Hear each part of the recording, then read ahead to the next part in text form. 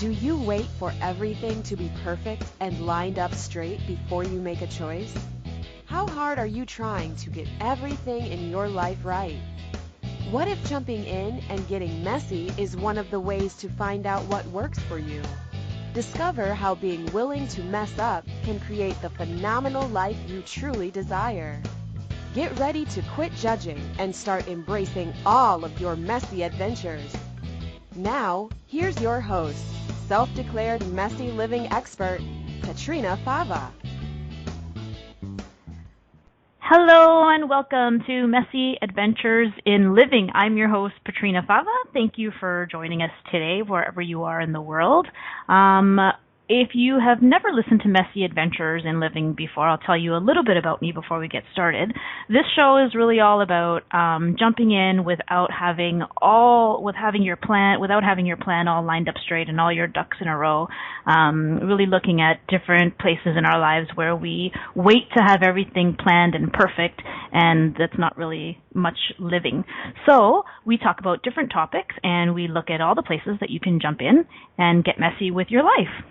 So you can find information about me at patrinafava.com. I really want to get into our topic today, so I'm not going to talk too much about myself, but I am an Access Consciousness bars and body process facilitator.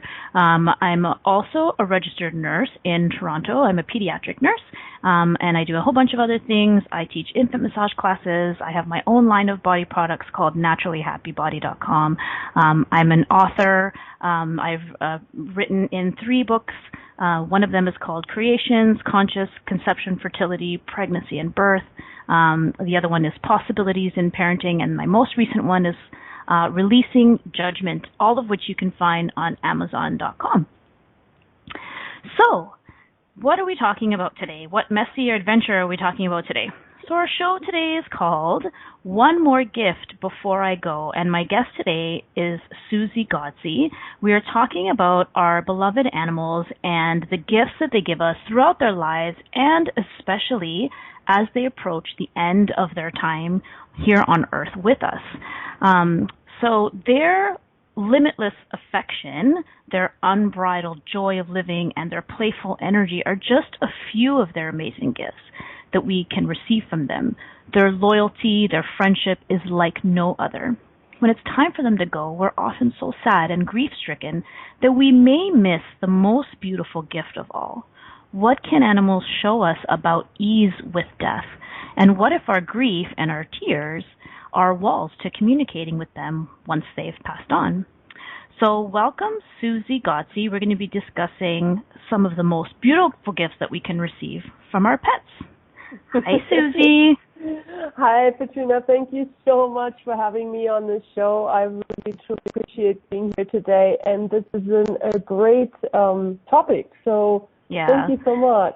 Thank you. So I'll just introduce you a little bit. So Suzy Godsey is the program director for the Access Consciousness certified specialty class called Talk to the Animals, and she's the founder of the Unique and Pragmatic Access Consciousness certified specialty class called ESSE, which is Energetic Synthesis of Structural Embodiment, recognized around the world for her unique ability to listen to and learn from animals.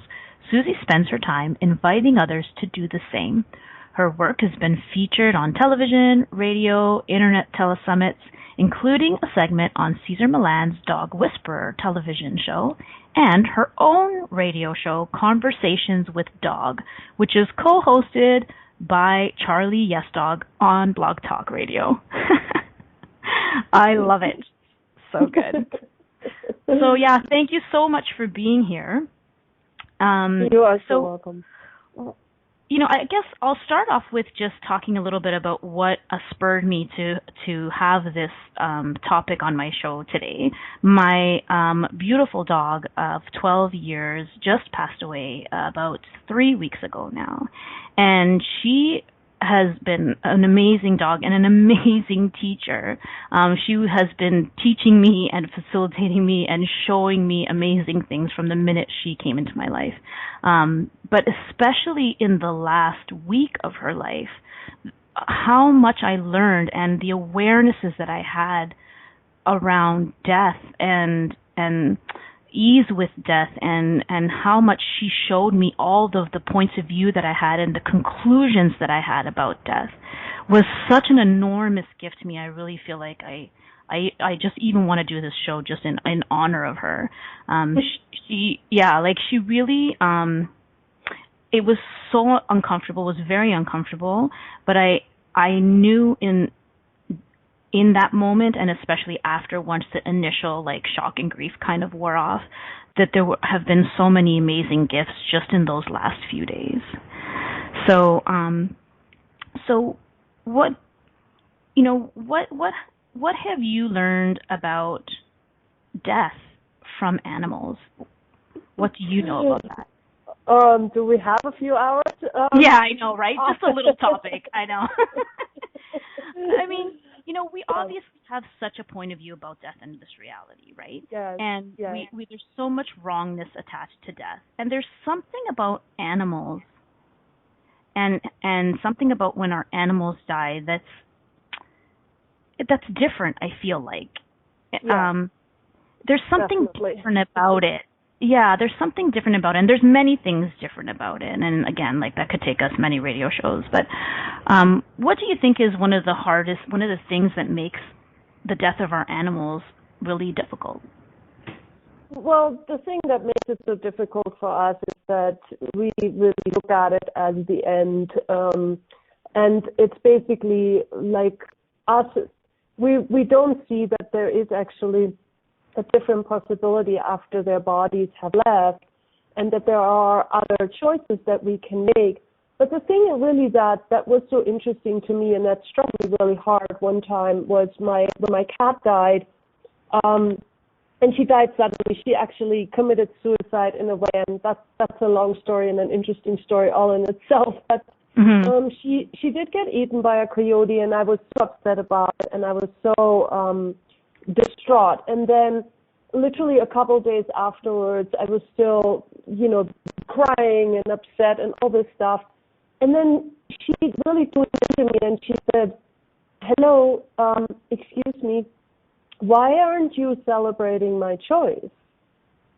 And it was like someone had just hit me with a 2x4 right on the head, because it hit me really, really hard. Like, who was I being by choosing to be sad and not really look at what she was choosing and what she was doing? And she said, celebrating it, basically, what are you doing? Why aren't you celebrating with me?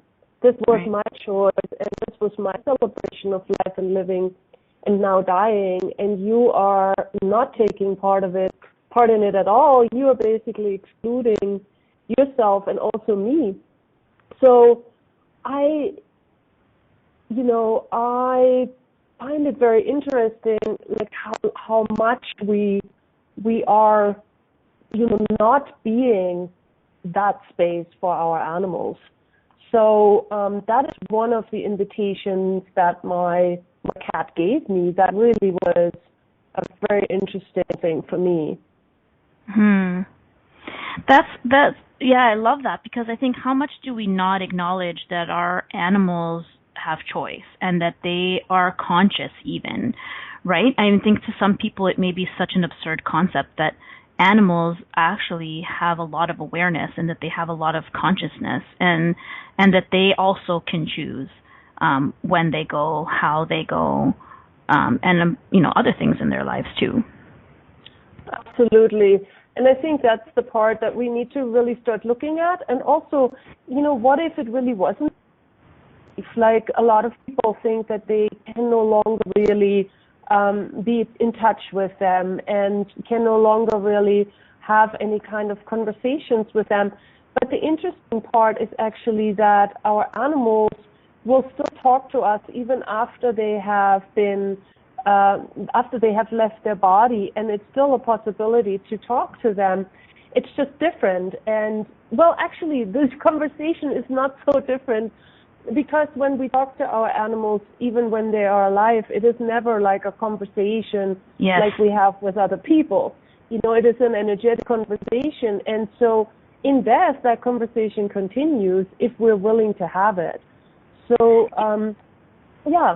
That's such a good point. I actually really like that because that really nails it right there. Because, with people, we talk to them with words, right? And so then when they die, we have to kind of struggle to find, or, we're not sure how to communicate with them energetically. But actually with animals, we already communicate with them energetically. So yeah, you're right. That's a great point. It really isn't that much different. Their bodies are not there. We can still communicate with them energetically once they've left their bodies because we were communicating energetic with them already when they were here. Totally. Yeah, that's a really great point. I like that. What I really saw so my dog, her name is MJ. She got sick kind of quickly. Like I think I knew something was sort of wrong, and then she suddenly got very ill, like in a week.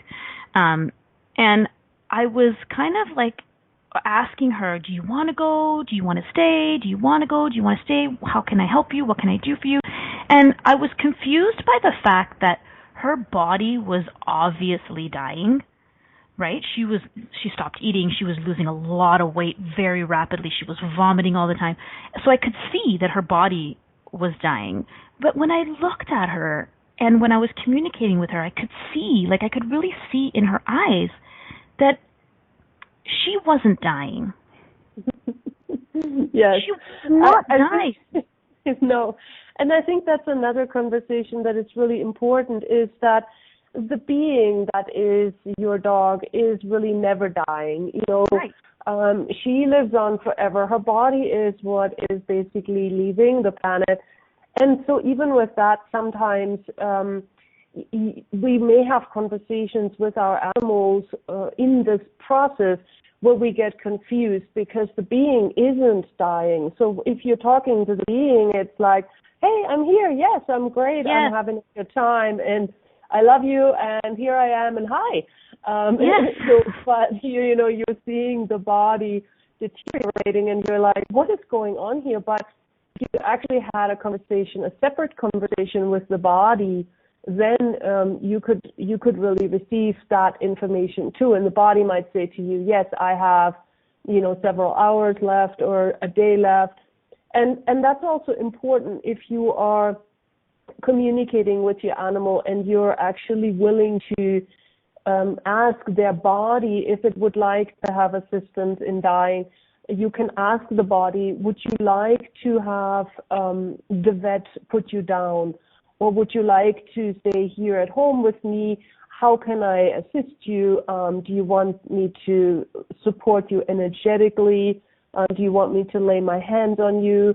Or what is it that actually would make it all easier for you? Their bodies often have a point of view. One of my cats did not choose to go to the vet.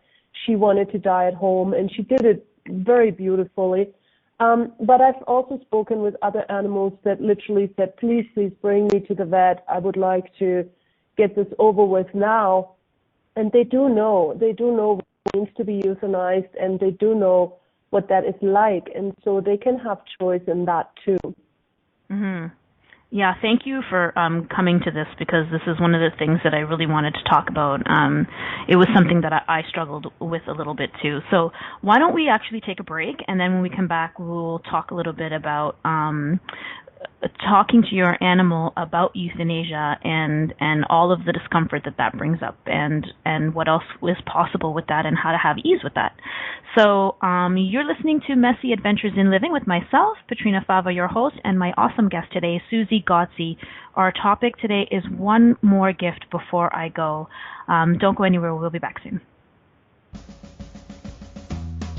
Do you wait until all the traffic lights are green before you get in your car?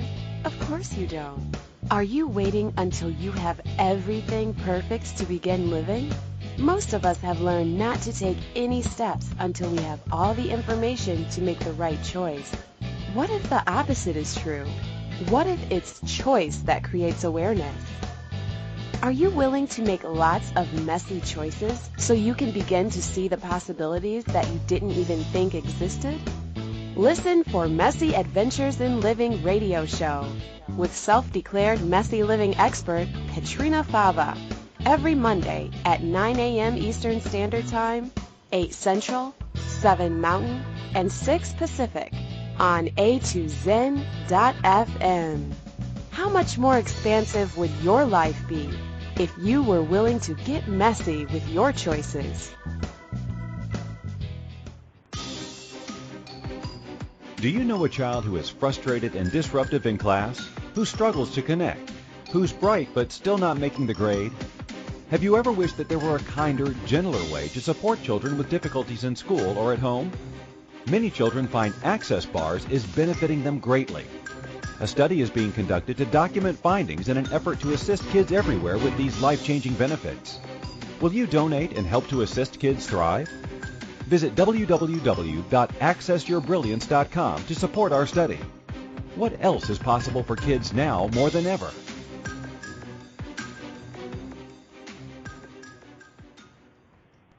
You're listening to Messy Adventures in Living with Petrina Fava. To participate in today's show, please call in the U.S. 815-880-8255. In Canada, 613-800-8736. In the UK, 033-0001-0625.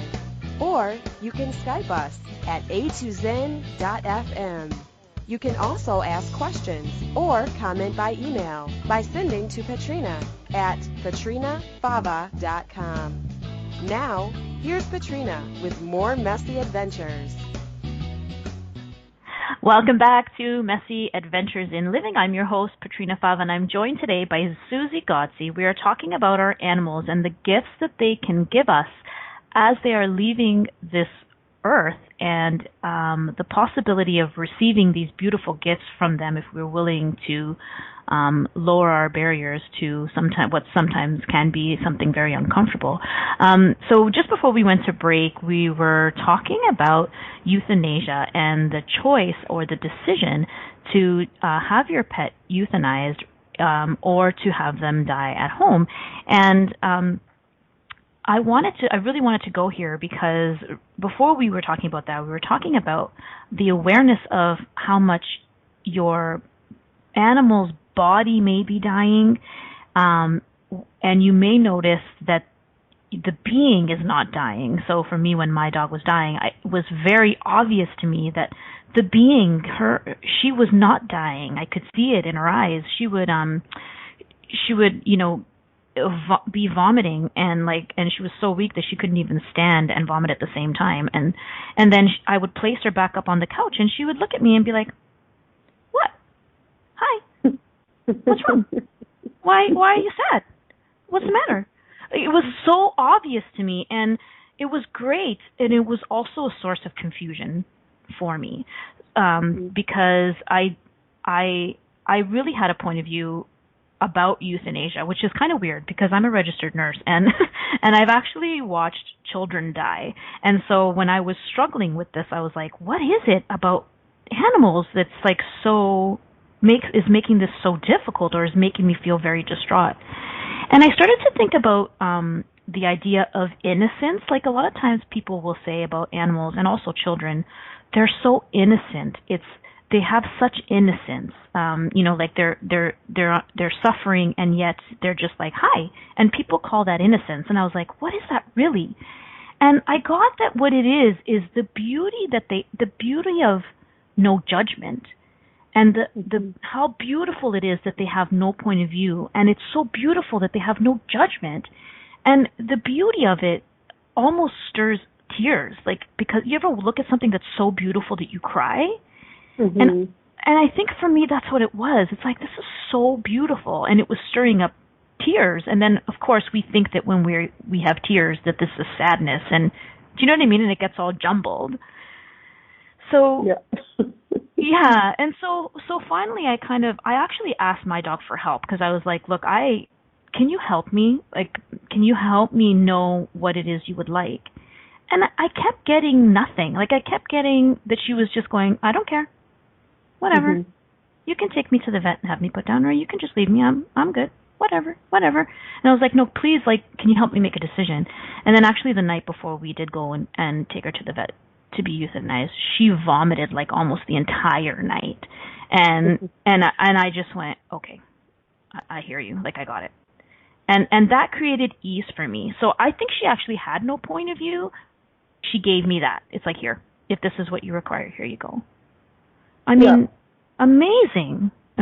So, what can you tell us about dogs and their point of view or no point of view about having help dying?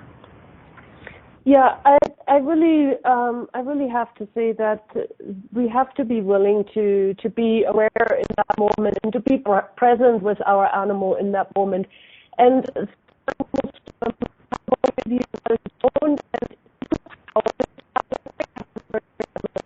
she not what she wanted to buy at home.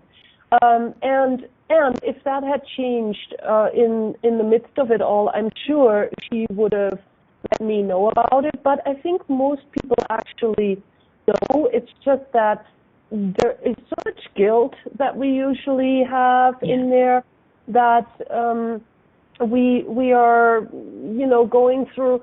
And that's the part we really need to look at and go, okay, if I wasn't guilty right now, if I really could just be present with my animal, what would they like to choose?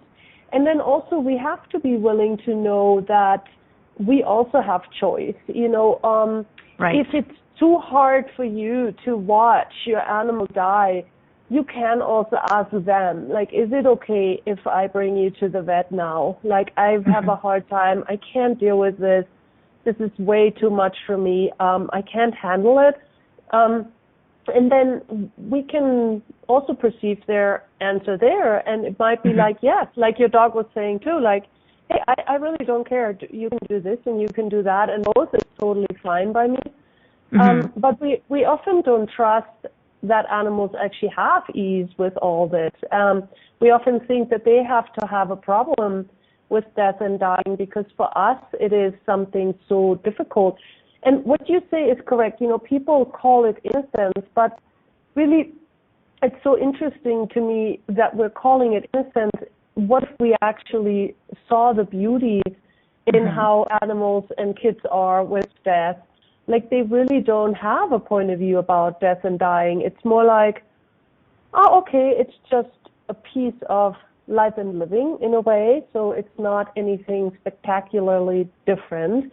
And, most kids have a very fun kind of way of looking at death until they get convinced by us that they need to, be sad about it or they need to have a judgment of it, rather than it really just truly being a part of our being here on the planet. So animals really, really have that sense that, hey, it's just another piece of me being here, and now I'm not here anymore, but I'm still here, and if you want me to come back in another body, I could even choose that.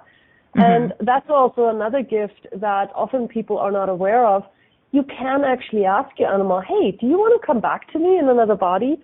And a lot of them will say, yeah, sure, I would love that. And so you can ask them, hey, where am I going to find you? How do I find you? What are you going to show up as? Most dogs will always come back as dogs. Cats will come back as cats. So they're not going to show up in a different body type, but they might show up as a different breed, a different size, a different color, a different gender. So, those are the things that you can find out when you actually ask them. And that's really interesting. And a lot of people, even most people that I know, probably will say, oh, yeah, I've had a dog that was exactly like my other dog one time. And so then when I ask them, well, is it your other dog? They always go, oh my God, yes, it is. Energetically, that actually is true. So we can actually also have that as a reality. So it doesn't have to be the end in that sense when our animals pass away. Yeah, that's really cool, and that's very exciting. And I wonder too how much we think that we can't ask them because that means that we're not letting go. Yeah. Right? Like, well, if I ask them to come back, then that means that I'm not, at peace with their death, and that's not fair. But actually, I think what I've really learned. I mean, MJ is my first dog, and so this is the first time I've experienced this. But what I've really learned from my dog is really how much they have no point of view. And I think I knew that. Like, I've heard this concept and I knew it kind of with my brain, but I really got it in these last few weeks of her life. Like, they really have no point of view, and a lot of times they will let you choose, which is, again, such an amazing gift, right? It's like, and that thing that you were saying about talking to your animal and being like, look, this is really uncomfortable for me. Is it okay if I take you to the vet? Thank you so much for that, because that, I think that's what was happening for me. She had no point of view. She didn't care. She would have stayed there and vomited 24 hours a day. Like, she didn't have a point of view about it. But it was getting very uncomfortable for me. And I think when I asked her to help me, the fact that she showed me that, she knew that was what was going to convince me to just go and have ease with it. So we can ask our animals for these things. They don't care. They don't have a point of view. They'll give to us. I mean, look at how much they've given to us, while they're here in a body, right? So selflessly, such loyalty, such faithfulness. Like, of course they will do that even in death as well, because they don't have a point of view, and they'll just do whatever makes you happy. Yeah. They are gifts beyond anything I can even put into words. Like, it's just so amazing. Yeah, truly. The other thing, I mean, similar to this, but I think we probably already talked about it, but I think a lot of times people have guilt around the cost of vet bills. And, like, well, if it was a person, I would put my dog in the hospital and have them treated for a month. But, this is going to cost me tens of thousands of dollars, so I'm going to choose to euthanize my animal.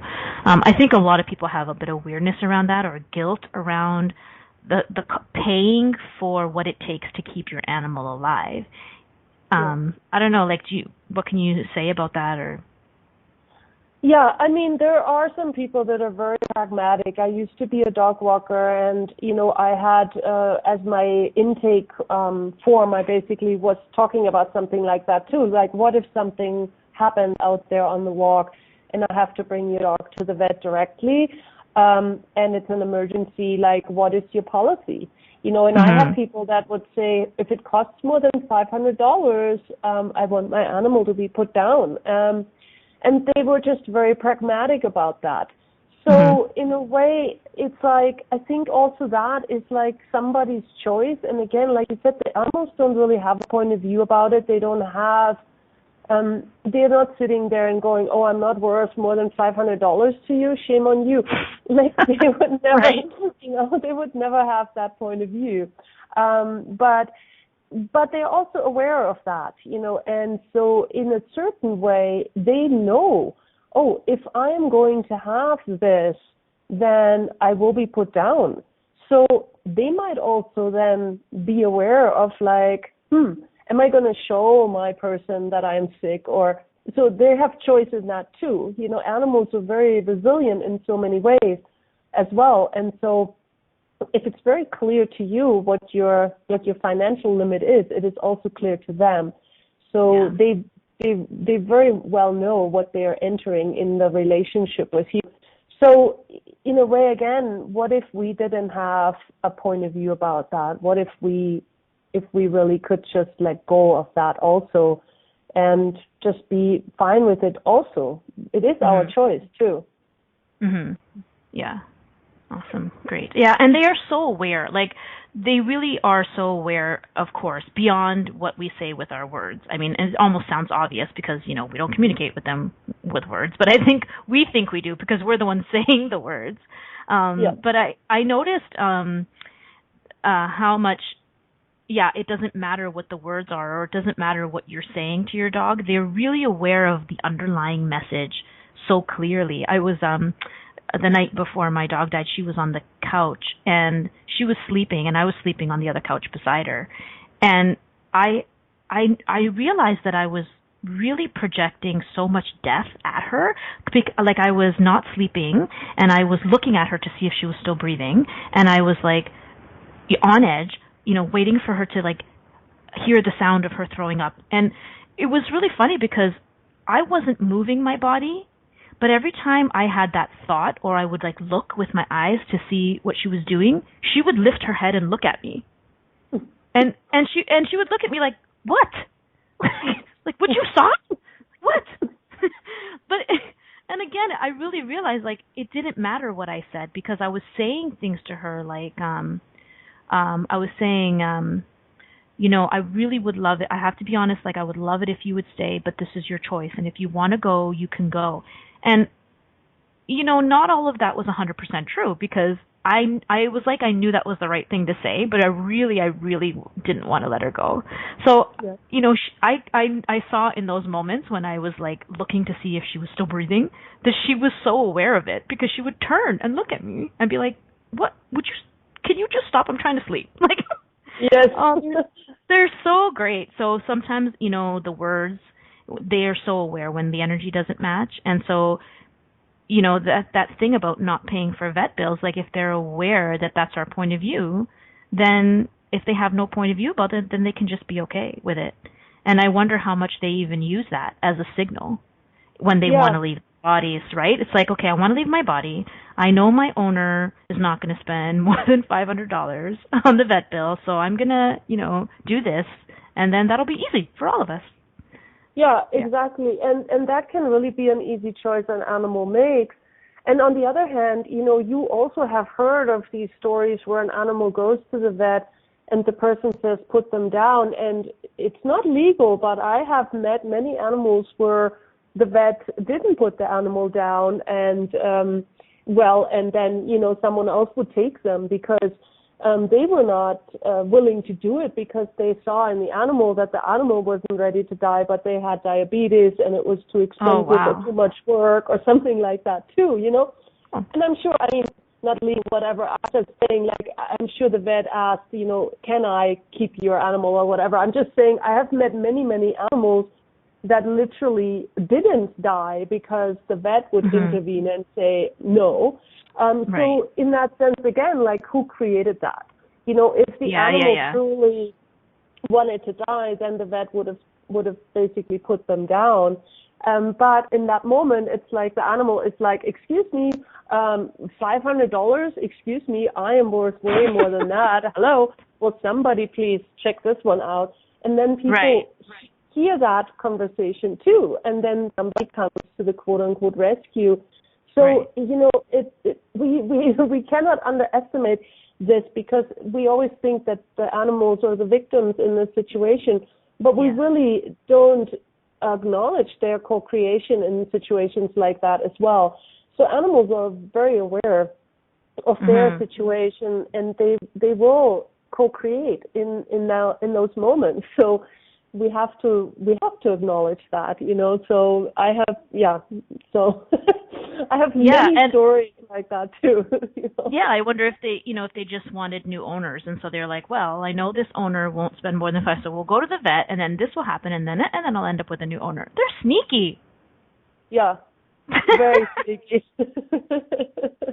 Oh my goodness, cool. So just looking in the chat room, Rhonda just has a comment about how she was faced with that choice with a diabetic dog, and then thousands of dollars later, we had his diagnosis. He stayed with me another 7 years, a 13-year-old large breed, and was such a gift to me. People thought I was nuts to go through all that. Yeah, I mean, people have a lot of points of view about you know, what pets are and what they're worth and what's acceptable and what's not. Yeah, totally. And it is so interesting because you know, obviously Rhonda also knew that she wasn't going to just let go of the dog because there was a problem. You know, she was willing to go and face that and go, okay, I do want to spend the money to see what's going on here. I had that with a cat. She was only about a year old, and she had all these diseases, and nobody knew what it was. And it literally cost me like $8,000 at the time. But then that cat never had another health problem her entire life, and she turned out to be 20 years old before she died. That's the one that actually died at home in the end.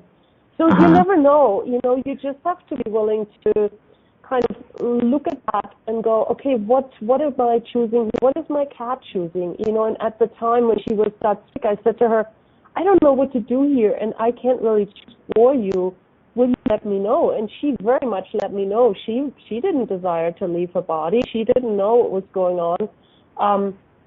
And so, we went through that together, and it turned out great in the end. So the main part here is really that all of this it's neither right nor wrong. I think that's where a lot of people go, I have to save my cat. No, you don't have to save your cat.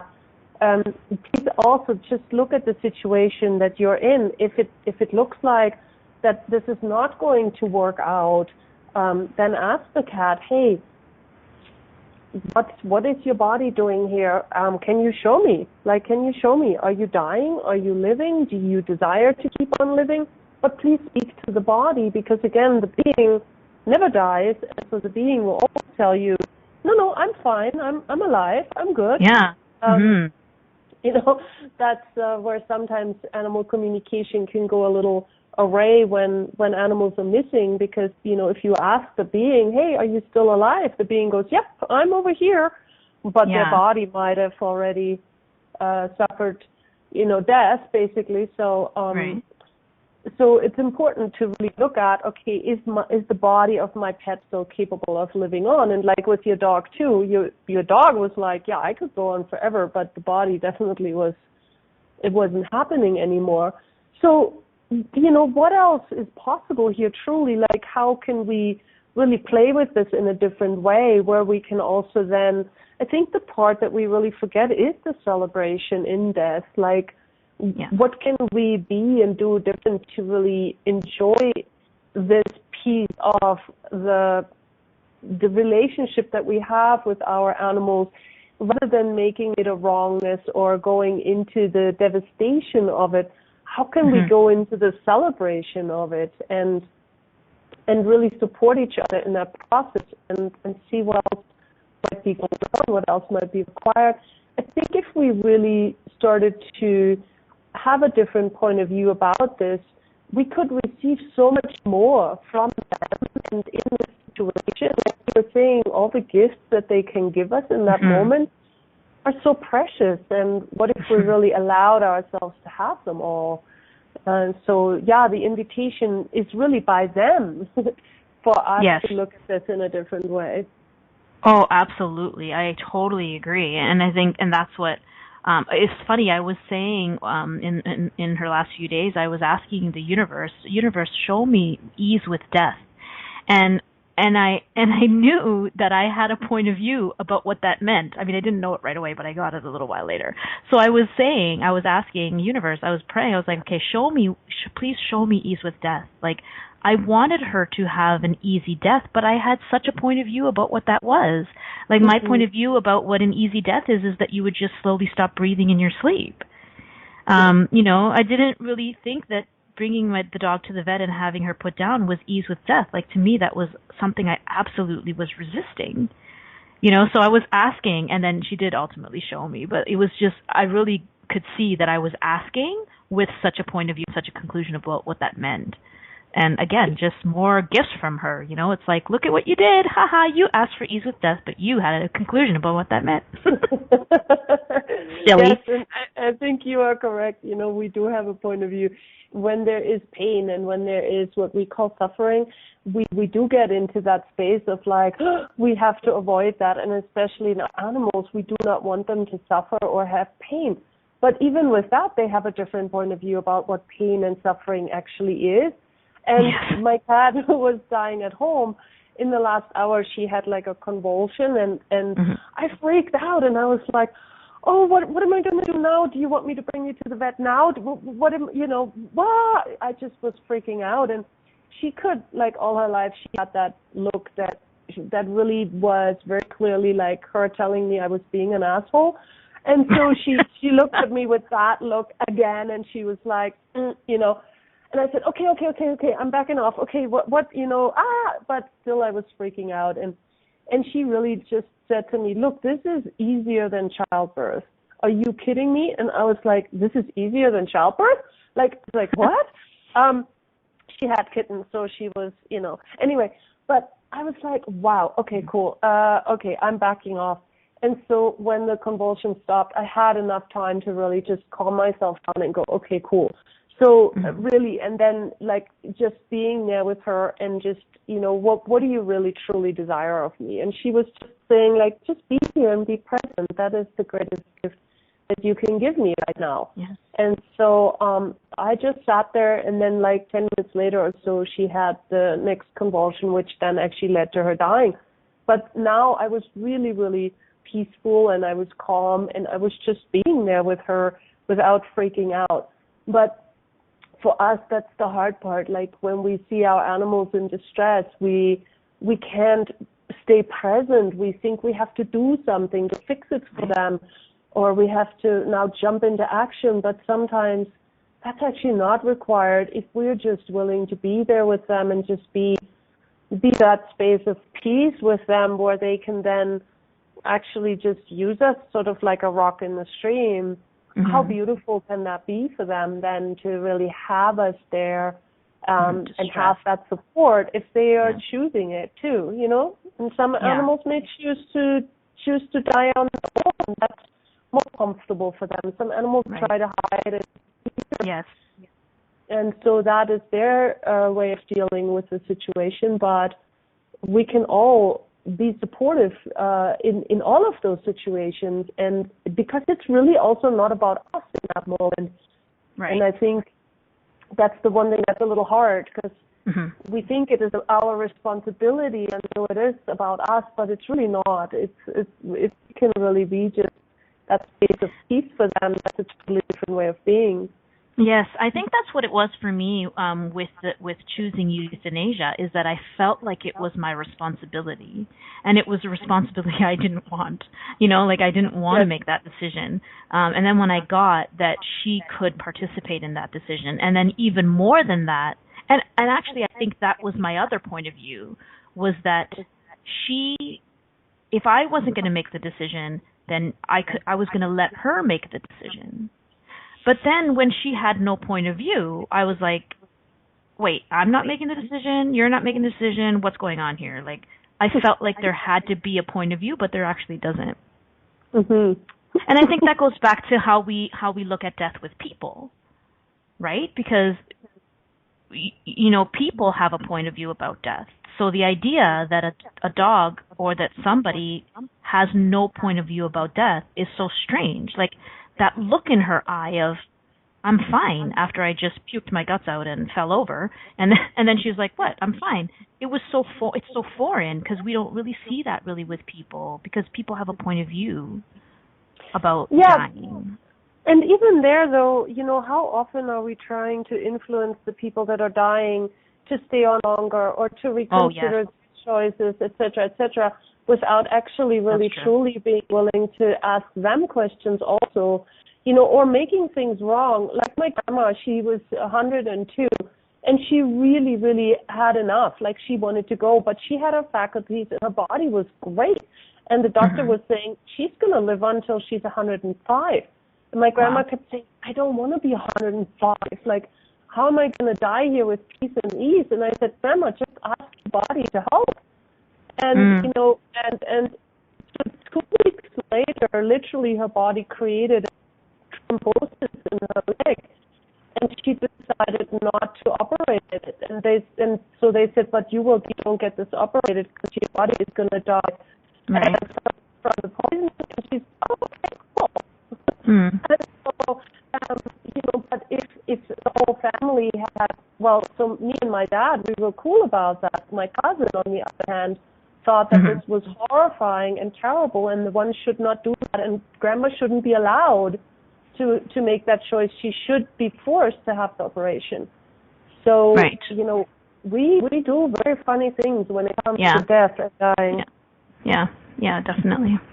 Okay, well, let's take a final break, and then we'll come back and talk a little bit more about this. So you are listening to Messy Adventures in Living with myself, Patrina Fava, and my guest, Suzy Godsey. We'll be right back.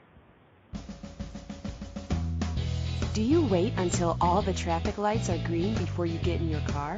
Of course you don't. Are you waiting until you have everything perfect to begin living? Most of us have learned not to take any steps until we have all the information to make the right choice. What if the opposite is true? What if it's choice that creates awareness? Are you willing to make lots of messy choices so you can begin to see the possibilities that you didn't even think existed?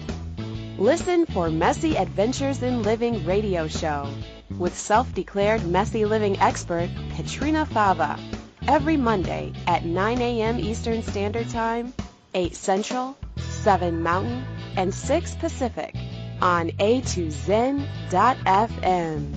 How much more expansive would your life be if you were willing to get messy with your choices? What if you really do change molecules by your interaction with them? What if the change you've been looking for is right before your eyes? What if the uncomfortableness that comes with difference could be fun? What if the closed-minded people of the world no longer determined our world? What if gratitude trumps judgment every time? What if your kindness healed the world? What if the earth is asking for your help? And what if you had the resources to give it? This is your invitation to step into something that Einstein, Marie Curie, Picasso, Da Vinci, Shakespeare, Aristotle all knew to be true. Hi, my name is Dane here. 13 years ago I started to truly ask questions. Actually, I started to be the question, and everything changed for me. What if there are no dumb questions, or any question too large? What if you being you are the gift and the change this world requires? Is now the time? For more questions to create a change in your world, sign up for a free video series at beingyouclass.com. My gift to you, beingyouclass.com. You're listening to Messy Adventures in Living with Katrina Fava. To participate in today's show, please call in the U.S. 815-880-8255. In Canada, 613-800-8736. In the UK, 033-0001-0625. Or you can Skype us at a2zen.fm. You can also ask questions or comment by email by sending to Katrina at katrinafava.com. Now, here's Katrina with more Messy Adventures. Welcome back to Messy Adventures in Living. Today we are talking about our animals. One more gift before I go, and our guest is Suzy Godsey. So I wanted to just touch on a little bit about communicating with our pets after they have died, and how people can do that, or what that looks like. But there's this quote that I read a couple of years ago by Dr. Dane here that I absolutely love so much, and it is, what if the intensity of feeling that you have identified as missing someone instead is the intensity of the connection that is already there? I love that so much. And ever since I read that, whenever I remember or whenever I feel like I miss someone who's died, I acknowledge that that's actually, the possibility that they're saying hi. Mm-hmm. And ever since I've embraced that, it's really changed that energy of missing for me. And so I've done this a lot in the last couple of weeks with my dog, where I actually was asking her in the beginning, shortly after she passed away, because I was remembering a lot of the last few days and like the quote unquote, like the body suffering, the vomiting, and it was making me really sad. And so I said to her, hey, you know what, MJ, like, can you help me with that? Like, can you show me something else? And then I was getting all these, this flood of memories, all these things, little things that I had forgotten. One time we went to, a large parking lot when she was a puppy, and we practiced, we were I was training her to sit, stay, come, and I had totally forgotten about it, and she showed it to me. And then another time we were I was sitting in the basement, and when she was outside in the backyard, sometimes she would look in to the window, and we used to joke, my husband and I, because we'd be sitting on the couch watching TV, eating a bag of potato chips or something, and she'd be looking in, and she'd give us this look you assholes, you're sitting there eating chips, let me in, So I asked her for help, and she was showing me all these, I was getting these memories. And so, you might think they're just memories, but what if they're actually your dog or your or even your person going, hey, hello, remember this? Yeah. It's awesome.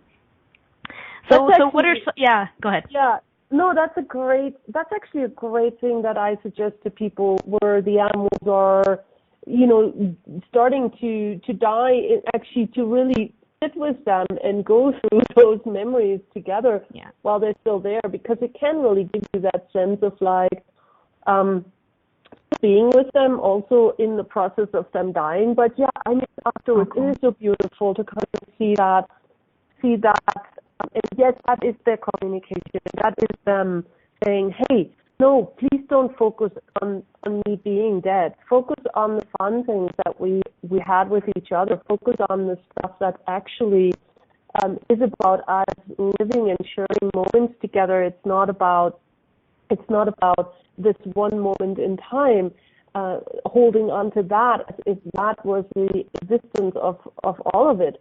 And so many people do that. It becomes about the death rather than actually the celebration of all the life that you had with your animal. And so yeah, it is beautiful if you actually do open the door. And it's really no different than having them around in that sense that the energetic communication is taking place. And so often I have people say, oh, my animal died 3 days ago, but when I turn around, I see them sitting there. Yeah, they're still there. For the most part, a lot of them will do that.